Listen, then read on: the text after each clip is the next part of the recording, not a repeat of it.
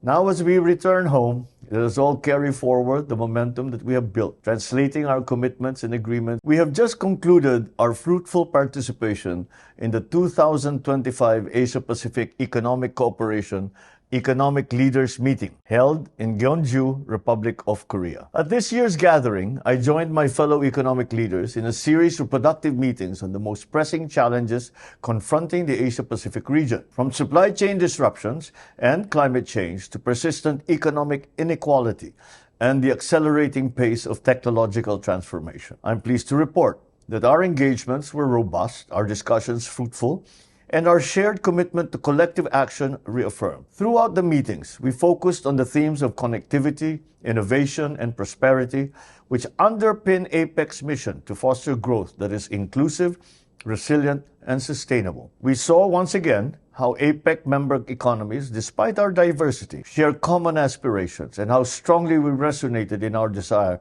to move forward together. We saw alignment in the urgency for resilient growth, inclusive prosperity, and sustainable development. More importantly, we debated, we listened, and we laid down meaningful and action-oriented pathways for regional economic cooperation. The key global concerns discussed revolved around the rapid deployment of AI, far-reaching demographic changes, and the flourishing of cultural and creative industries. These topics are not only timely but also deeply relevant to the Philippines' vision of building a resilient, inclusive, and future-ready economy. In light of these discussions, I had the opportunity to advance our Philippine priorities, including 1. Our emphasis on the importance of narrowing the digital divide for MSMEs by equitable access to digital services and financial inclusion. 2. Advancing seamless movements of goods and people through infrastructure development. 3.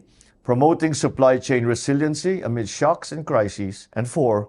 Promoting digital literacy and upskilling for our MSMEs, women, and other segments whose full economic potential can be realized through digitalization. These priorities were well received, and we worked with our partners to identify concrete ways forward, as reflected in the outcome documents adopted and concluded during the visit. On the sidelines of the visit, I held bilateral meetings with Republic of Korea President Lee Jae-myung and Chilean President Gabriel Boric. We reaffirmed our commitment to deepen bilateral relations between our countries and to expand cooperation in areas of mutual interest. I also met with top executives from Korean conglomerates, a move that reflects the growing confidence of Korean investors in the Philippines' economic potential and policy environment. The discussions were strategically focused on exploring partnerships in high-value sectors such as advanced manufacturing in electronics and semiconductors, clean energy,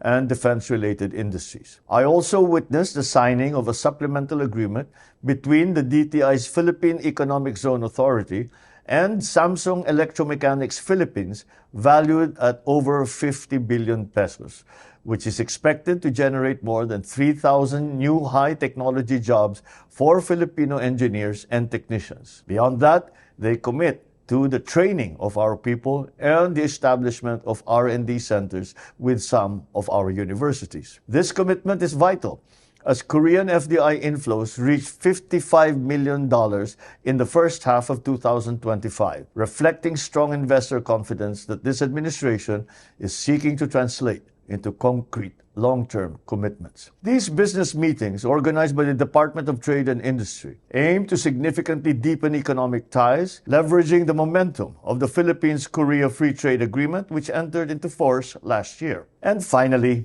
my visit would not have been complete without connecting with our kababayans in Busan, which we had the honor of visiting. I'm very grateful to them for their meaningful contributions both to their communities in the Philippines and in the Republic of Korea. Their dedication and success brings pride to every Filipino and strengthens the enduring friendship between our two nations. I encourage them to stay united, to collaborate with us in building a stronger, more resilient Philippines. Now, as we return home, let us all carry forward the momentum that we have built, translating our commitments and agreements into tangible results, forging lasting partnerships, and ensuring that the Asia-Pacific region continues to thrive, inclusive, resilient, and sustainable. Maraming salamat.